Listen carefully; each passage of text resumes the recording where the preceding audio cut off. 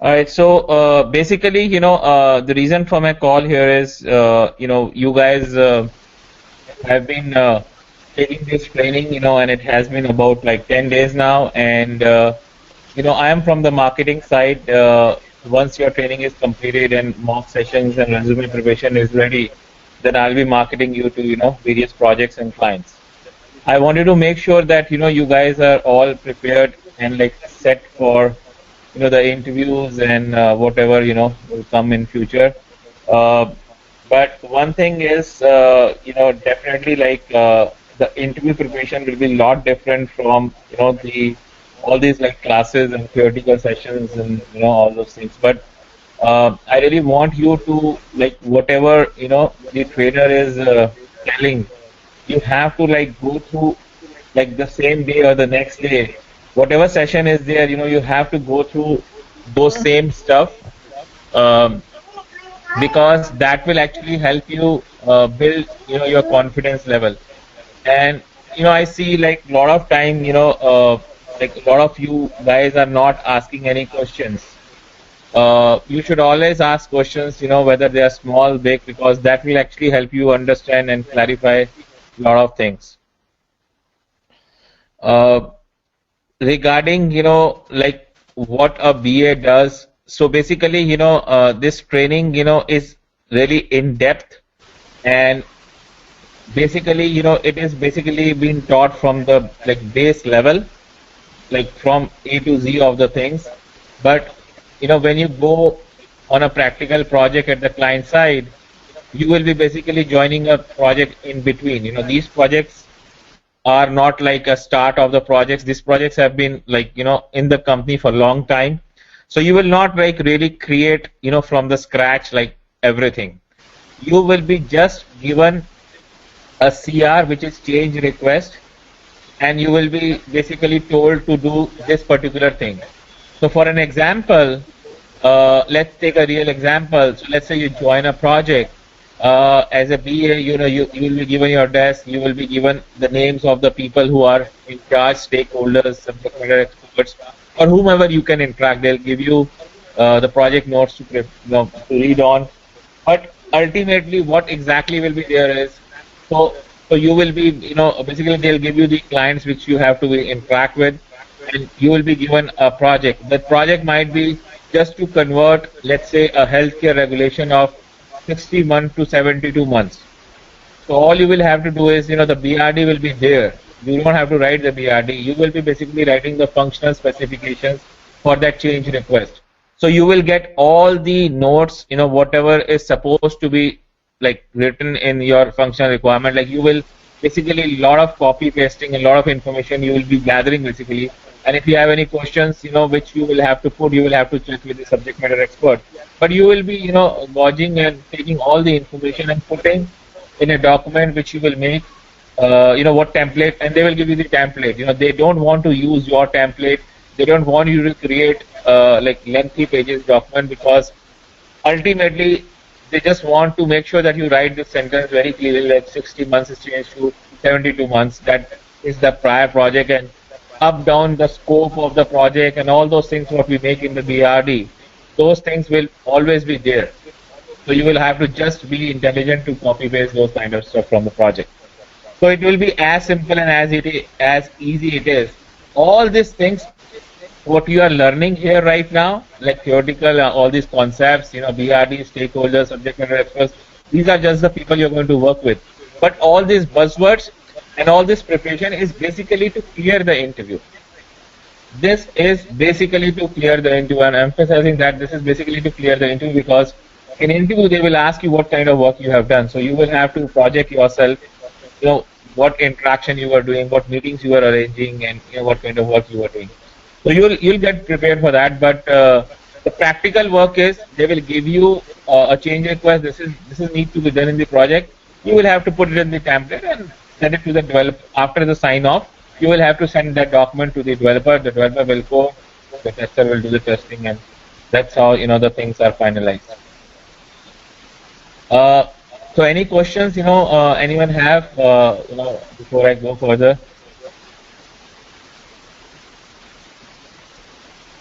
No questions? No questions? Mm-hmm. Okay. No, I'm good. You guys are good. Like you have absolutely, you able to understand like what I said? Mhm. Yeah. Yeah. So basically, Yeah, understood. another, yeah, yeah. Someone had some questions. No.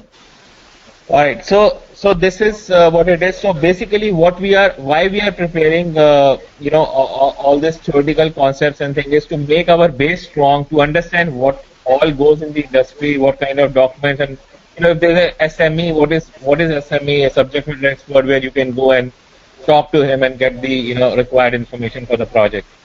Uh, and regarding the this ER diagrams and use case diagrams and all those kind of things. 99%, if this come across, that you will be doing after a couple of months on the project. They will not give you these diagrams to be done in the first day. And most 90% of the projects don't require these diagrams, because these diagrams are ultimately logical representation of the specifications which you are already going to write on the template. So since you have already made the template in the functional requirement document, it will take a lot of time to develop all these diagrams, process flows. That is only required if the project is very difficult and the client is not able to understand. Because if the client tell you to make these diagrams, then obviously, it will require more time and money. And, in practical scenarios, clients don't have time. They just want you to fill the information what is required and give it to them quickly, because then it has to go to the developer and the other side. The next thing will come is the methodology, methodologies, which is agile and waterfall. So, the biggest difference is agile is always like in sprint session, which is basically the waterfall is if you divide, like you implement the whole kind of requirement. Let's say the requirement for a website to make is 6 months. So in waterfall, you will have to develop the whole, like, so the BA will have to write the whole website, every single requirement on the BRD, and then the developer will code and the tester and the developer will code and the tester will test the product. But in agile methodology, we will divide that 6 months of job into, like, let's say, one month thing. So six, iteration, which is like six sprints. So when we divide this thing, it's easier because, but everything what we decide in 3-4 weeks time, what we have to do the same thing. We have to make the document, code and test. But so the whole project is divided into 6 phases or sprint. In agile, it's actually called sprint. So that is like a better thing, because these days, if the requirements are changing, so it will be easy to complete, those requirements, because you are not designing the whole thing, initially. So because of this agile methodology, these projects are all more agile and they don't require all this traditional ER diagrams and all those kind of, stuff. They will only require to be straightforward. This is the requirement. This is what we implement. Just put it on the template and done. And when you join the projects, they will actually, you'll not start from day first. They will give you the project description. You have to read on it, and then it will be given. The most important part is you have to learn from all this training is that you have to learn the buzzwords what you are going to talk in the interview, build your confidence, and the best part is your communication skills. The confidence and the communication skills is basically the most important part for the BA, because BA is not going to do any technical thing. BA basically is what BA is doing is BA is basically writing these specifications, obviously gathering requirement, doing meetings or jazz sessions or whatever the BA is doing. But basically, ultimately, he is writing the requirements, whatever is required for the project on the document, and that's all the BA does. So that way there is no, and all this, 99.9% every single project you will be writing these documents on MS Word or Excel, and mostly on MS Word. So you don't even need any tool for this. Anyone has any questions? We would need tools, right? Like MS Visio and all that for drawing the use case diagrams and other things. Yeah, so that's what I say. So what happens is when you are writing the specifications, whatever is required for the project, so you're writing in, obviously in English, that is required. But if the client wants, no, we want the logical representation of the specification, because you have to still write the specification. The document will be made, the BRD or the FRD is going to be made, but after that you are going to attach some process flow diagrams or waterfall diagrams or activity diagram, whatever your use case diagrams. That is like a logical representation of what you have written. Like we all used to do flow charts in the school. Why we are going to do that is because we are not able to understand what is written in English. We want to understand more in the diagram part. So then the clients will say, okay, you know what, we have to make the diagrams. But in practical scenarios, it's very rare chances when these diagrams are made. Only again when the project is not able to, like it's a complex project, it's a large requirements which we are not able to really capture.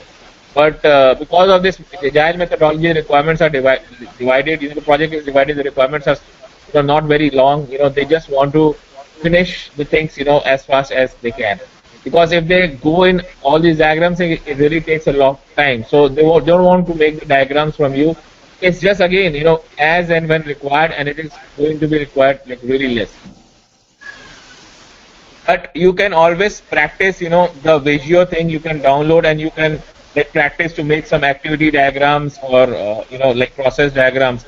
That again, that thing, if you do it and when in the interview you tell this is what you are doing, and like I said, you can tell them that the things were complex, you are making diagrams, so that will give you more confidence and more things to talk in the interview. But in practical scenarios, you are not going to do all those things. If you do it, then maybe when you work for 6 months, when they feel like you are doing like good stuff for the company, then they will engage you in a lot of other activities. But they will just give you like a very regular kind of stuff initially when you join any company.